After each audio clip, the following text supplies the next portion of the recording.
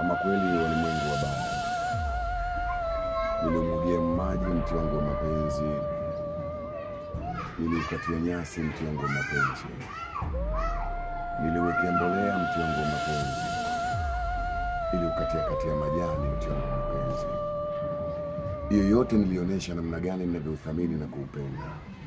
Lakini kweli maadui wabaya. Kwa nini msingeuiba hata mkaenda kuupanda kwenu kuliko mlichokifanya? Eti mmeukatakata na kuuchoma moto mti wangu wa mapenzi.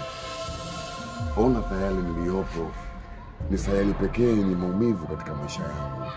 Sio ni thamani tena ya mapenzi. Kwani wewe mwanamke unataka nini? Uliniambia unataka pesa. Nilijitahidi nikatafuta pesa ili niweze kukuridhisha. Lakini kumbe bado unatafuta umaarufu.